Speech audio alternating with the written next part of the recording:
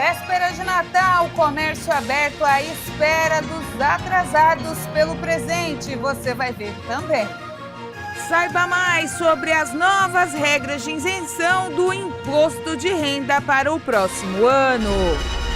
Férias e conexão na internet nem sempre é uma receita válida para as férias das crianças.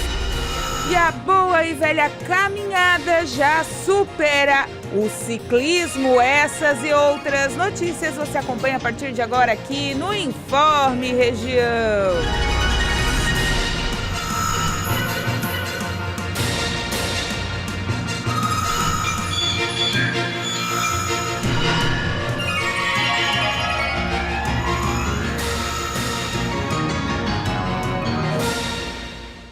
Olá, estamos chegando com mais uma edição do Informe Região, hoje quarta-feira, 24 de dezembro de 2025. Todo mundo ávido à espera da ceia de Natal, pessoal esperando a troca de presentes e o comércio, mais ainda na expectativa dos atrasados de plantão. A gente viu nos últimos dias uma movimentação muito bonita nas regiões, aqui, né, na região sul, também nas cidades que nos englobam, o pessoal aí fazendo suas compras, aproveitando o comércio ter horário estendido, ontem até as 10 horas da noite em Criciúma, hoje até as 5 da tarde, para o pessoal aproveitar. Mas lembre-se, né, se você está saindo de casa agora, rumo ao centro, dá uma olhadinha se a sua loja preferida ainda está aberta. Nas redes sociais eles informam bastante. Alguns optaram por fechar mais cedo, mas outros departamentos, lojas que acham que não vão vender o presente da última hora, então outras, claro, vão abrir aí o comércio até às 5 horas da tarde, fechando para depois cear e fazer, né, a sua festividade. Lembrando, né, 25 fechado o comércio, tanto de shopping quanto de rua. Dia 26, com exceção de Içara, todo mundo trabalha no horário normal à espera das trocas. E aí a gente vem com esse assunto no dia 26 para você. Mas com exceção de Içara, que antecipa as comemorações do seu aniversário para o dia 26, porque já faz aquele pacotão ali de feriados, né? E aí volta só dia 27, as outras regiões, todo mundo trabalhando normal no dia 26. Então, boas compras, boa ceia ainda, dá aquela corridinha que dá tempo de agradar todo mundo. Olha só, para o próximo ano, a lei que amplia a faixa de isenção do imposto de renda da pessoa física para quem ganha até R$5.000 por mês e estabelece descontos de renda de até R$7.350 mensais, já vai estar valendo. E vamos trazer agora alguns esclarecimentos de algumas dúvidas para você que já realiza a declaração e agora nem vai mais precisar fazê-la. A nova lei que isenta do imposto de renda quem tem salário de até R$5.000 por mês entra em vigor no dia 1º de janeiro. Para se ter uma ideia, quem recebe R$4.000 vai deixar de pagar por mês R$114 de imposto de renda, uma economia por ano de R$1.491. Quem recebe R$5.000 deixa de pagar R$312 por mês de imposto de renda, economia por ano de R$4.067. O delegado da Receita Federal explica que salários até R$7.000 por mês também pagarão menos imposto de renda. E nessa faixa de R$5.000,01 até R$7.350, nós teremos um cálculo progressivo aí que trará uma redução da tributação. As pessoas nessa faixa não estarão isentas, mas também terão um ganho de redução na tributação do imposto de renda. A nova lei não interfere na quantidade de declarações do imposto de renda que serão feitas no começo de 2026. O reflexo será na quantidade de declarações que serão realizadas no início de 2027. Aqui no estado, estima-se que quase 163 mil contribuintes vão estar isentos de apresentar a declaração de imposto de renda. Então nós teremos menos pessoas com salário aí menor, até R$5.000, sem pagar imposto de renda, e uma compensação com as pessoas que têm alta renda. Então é um avanço significativo. Nós vamos concentrar mais o trabalho nas pessoas que têm uma renda maior, né? E um número menor de declarações também, e acreditamos que isso trará eficiência na fiscalização das pessoas físicas. Qualquer dúvida, né, procure aí uma universidade que tem curso de contabilidade perto de você. Se você não tiver condições de contratar um profissional, porque nessas universidades geralmente tem os institutos que ajudam as pessoas. Aqui em Santa Catarina, aqui na região sul, nós temos a Unesc, que tem um núcleo de contabilidade que faz esse auxílio. Tem outras universidades também, porque eles têm um núcleo nacional dividido nessas universidades. Não tenha dúvida na hora de fazer o seu imposto, embora hoje está bem simplificado. Mas se tiver dúvida, procure ou um profissional ou uma universidade aí próximo à sua casa. Olha só, começou a valer na última semana as novas regras para a entrada e saída, o check-in e o check-out, de hóspedes em hotéis brasileiros. A mudança promovida pelo Ministério do Turismo define que a diária cubra aí 24 horas, dentro das quais os hotéis têm 3 horas para arrumarem os quartos. A regra permite que os hotéis definam seus próprios horários de check-in e check-out, dentro desses critérios. E essas informações devem ser comunicadas ao hóspede de forma clara e prévia, tanto pelos hotéis como pelas agências de turismo e plataformas digitais que fazem a intermediação das reservas. Tudo isso porque estava uma bagunça, né? Horário de check-in às 11, horário de entrada no quarto às 4 horas da tarde, você paga 24 horas e só fica 12 daqui a pouco, assim, estava meio descontrolado.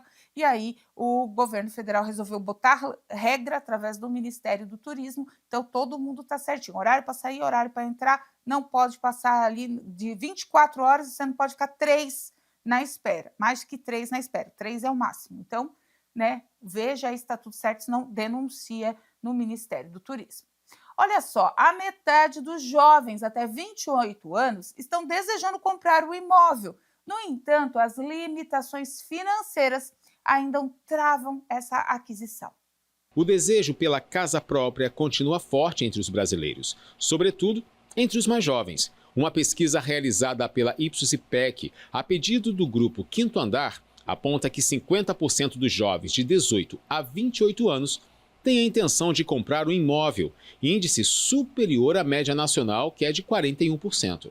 O levantamento mostra que a aspiração pela estabilidade proporcionada pelo imóvel próprio permanece significativamente, inclusive entre aqueles que hoje vivem de aluguel. Apesar disso, o caminho até a compra é marcado por obstáculos financeiros. Entre todos os entrevistados, 41% afirmam não ter condições para arcar com a entrada ou de assumir um financiamento, percentual que sobe para 47% quando se trata da geração Z. A alta dos preços dos imóveis citada por 30% dos participantes e os juros elevados mencionados por 21% deles também aparecem como barreiras que dificultam a realização do plano de adquirir a casa própria. A falta de recursos também compromete a capacidade de poupar. 37% dos entrevistados dizem que gostariam de reservar dinheiro para esse objetivo, mas admitem que as despesas mensais consomem quase toda a renda disponível. Como consequência,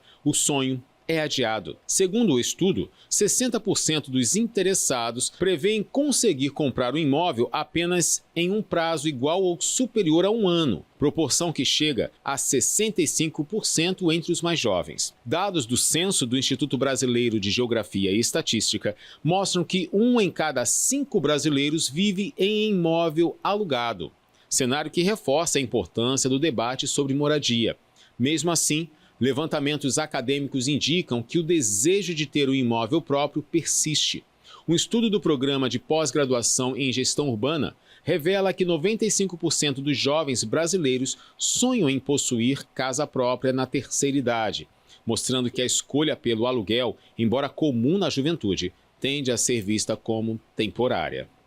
A seguir, férias e excesso de tecnologia, uma combinação que nem sempre dá certo.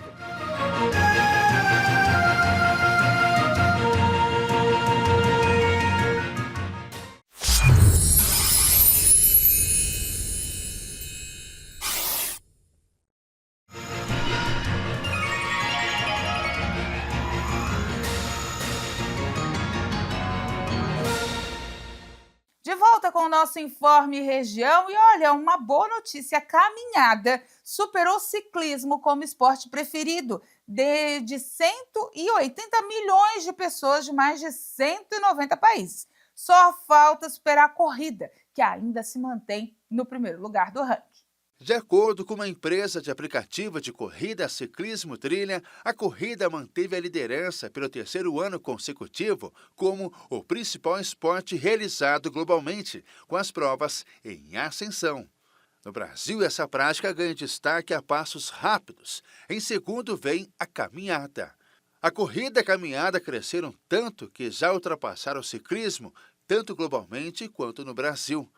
A pesquisa também aponta que o ciclismo, como mountain bike e crossfit, só não ganham mais espaço porque são modalidades mais temidas e os equipamentos são mais caros, por isso são menos praticados.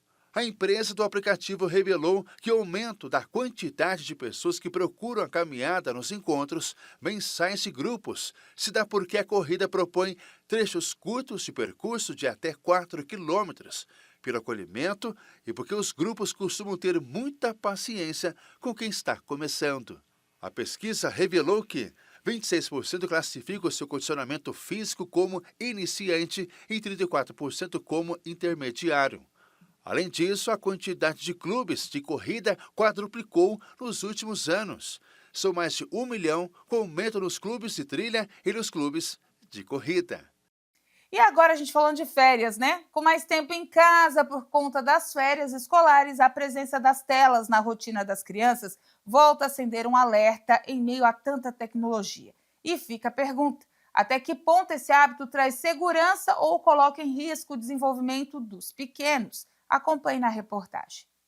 Nas férias escolares, é comum que as crianças fiquem mais tempo ligadas às telas. São horas de vídeos, jogos e conteúdos que atraem a atenção e acompanham a rotina dentro de casa. Mas o uso excessivo pode se transformar em um desafio para muitas famílias, especialmente quando os dispositivos viram a principal opção de entretenimento. A partir do momento que nós pais, conscientizamos os nossos filhos a fazer esse uso conscientemente, então eu creio assim que a partir do 7, não que ela não precise de um monitoramento, mas se ela já tem ali a personalidade formada, se ela já tem esses hábitos adquiridos, será muito mais fácil na adolescência, né? Que nós possamos aí ir conduzindo e orientando ali na adolescência. Com a rotina acelerada de trabalho, muitos pais atribuem a falta de tempo para dedicar aos cuidados com os filhos. A professora Silvia explica como ela organiza seu tempo de trabalho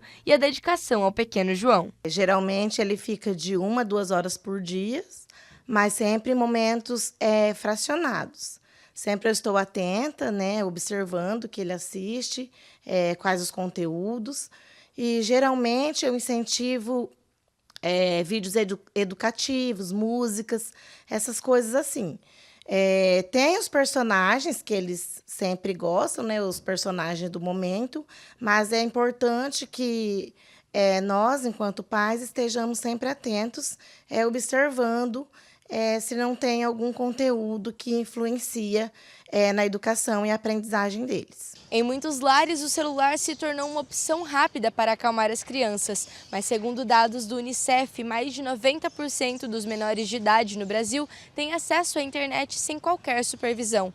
Com a popularização dos aparelhos, o primeiro celular costuma chegar cada vez mais cedo, o que aumenta a exposição e os riscos que muitos pais nem imaginam. É uma criança que vai ter dificuldade de socializar com outras crianças, é uma criança que pode ter, né, atrasos na fala, na cognição, na memória e também nas questões emocionais. Por exemplo, é uma criança que vai ter uma necessidade de respostas mais rápidas, vai ter dificuldade de concentração em questões mais demoradas, raciocínio lógico, né? Por quê? Porque ela tem acesso a um conteúdo rápido, prático, que está ali na tela quando ela quer. Por isso, é fundamental que os pais busquem equilíbrio no uso da tecnologia. Limites bem definidos, acompanhamento diário e diálogo aberto fazem a diferença na rotina digital das crianças. Entender o conteúdo, o tempo de uso e o momento certo para ligar ou desligar as telas ajuda a criar uma relação mais saudável com a internet. Crianças de 0 a 2 anos, não é recomendável que ela tenha acesso a celular. Crianças de 2 a 5 anos, essa criança pode ter acesso, porém, o recomendável é ter acesso controlado, limite de tempo e com o adulto. Em vez de você entregar o celular na mão da criança, pegue essa criança, coloque no seu colo e coloque o celular ali na frente dela, mas você vai controlar aquilo que ela vai ver. Entende? É uma forma de você também interagir com essa criança, você controlar aquilo que ela está vendo e também o tempo que ela está vendo. Pois é, segurança em primeiro lugar, cabeça, psicológico, tudo isso é tudo agrupado, gente. Tem que ter atenção no tempo que a criança fica na tela, no tempo que o que ela está fazendo na tela, a idade está adequada para aquilo que ela está vendo. Tudo isso faz parte de nós, pais, porque senão eles vão fazer o que eles quiserem, eles não têm discernimento. A gente que tem que puxar o freio mesmo. E férias não é só para brincadeira, não. Dá para dar uma puxadinha de orelha e deixar a coisa ali caminhar dentro dos conformes. A seguir, alunos da educação estadual vão receber kit de material escolar no próximo ano.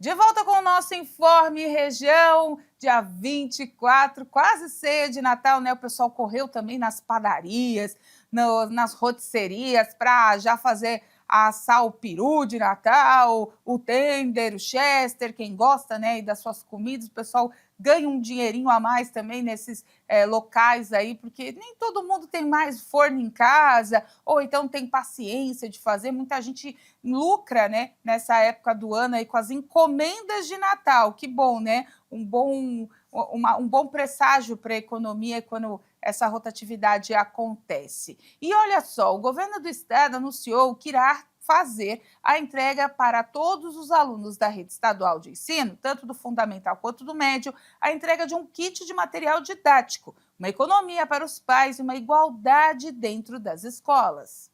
O governo do estado anunciou que todos os estudantes matriculados na rede estadual de ensino de Santa Catarina vão receber kits individuais e personalizados de material escolar do governo do estado, por meio da Secretaria de Estado da Educação, até o início do ano letivo de 2026. Os materiais são distribuídos de acordo com as necessidades de cada etapa de ensino. Para estudantes dos anos iniciais do ensino fundamental, serão 20 itens, entre caderno de brochura, caderno de desenho, lápis de cor, giz de cera, canetinha hidrográfica, borracha, apontador, cola branca, lápis grafite e régua estão entre eles. Já para os anos finais, são 22 tipos de materiais. Além de todos os outros, tem esquadro, transferidor, esferográfica vermelha, régua, entre outros itens. Os estudantes do ensino médio receberão materiais que serão compostos por 16 itens. Dentre eles estão caderno universitário, caderno de desenho, borracha, apontador, lápis grafite,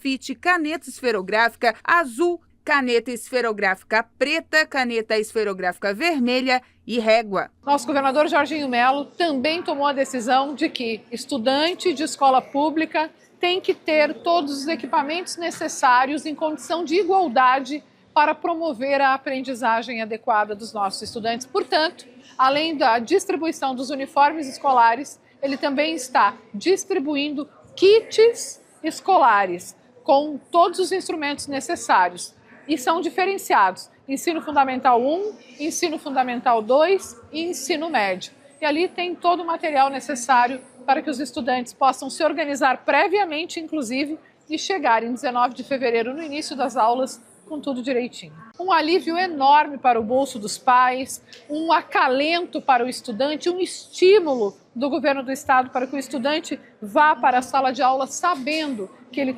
dispõe de todos os recursos necessários para fazer a sua parte, que é a aprendizagem. A Escola Boa é o eixo de movimentação da educação levada a sério que transforma o ambiente escolar em um espaço de excelência e pertencimento com infraestrutura de qualidade. Além dos materiais escolares, o programa também promoverá uma grande melhoria na infraestrutura geral da escola, na manutenção, na segurança escolar e na conectividade. A partir da Escola Boa, os 519 mil estudantes matriculados na rede estadual receberão os kits de uniforme escolar e todas as salas salas de aula serão climatizadas com aparelhos de ar-condicionado. As frentes reúnem medidas estratégicas para o fortalecimento da educação no Estado. Entre as ações estão a qualificação do aprendizado dos estudantes e a valorização e a formação continuada de professores, a melhoria da infraestrutura escolar e ampliação do ensino técnico e profissional alinhados ao arranjo de produtividade de cada região. Também fazem parte a contrapartida dos estudantes beneficiados pelos programas de acesso à permanência no ensino superior, universidade gratuita e o Fundesc, iniciativas que devem gerar um impacto significativo no desenvolvimento socioeconômico do Estado. E com essa informação, gente, a gente vai encerrar o Informe Região desse dia 24, véspera de Natal. Para você, a gente deixa um grande abraço, uma felicidade enorme para você e para sua família. Que o amor de Deus entre aí no seu lar e que, se você por algum momento se sentir triste, lembre-se, gente, tem muitas pessoas ao seu redor te querendo bem. Qualquer coisa, se tiver com o coração mais tristinho, tá sozinho em casa, não fica não, vai para sua igreja, vai para a igreja, vai orar, vai confraternizar, vai ter aquele momento de paz, de união, para você não ficar sozinho aí no seu lar. Coloca a música que você quer, o louvor, enfim, faça a sua confraternização. Não fique triste, não é um dia para se lamentar, é um dia para lembrar daquele, né, que nos salvou e nos salva todos os dias. Então, um Feliz Natal para vocês e a gente se vê amanhã. Tchau!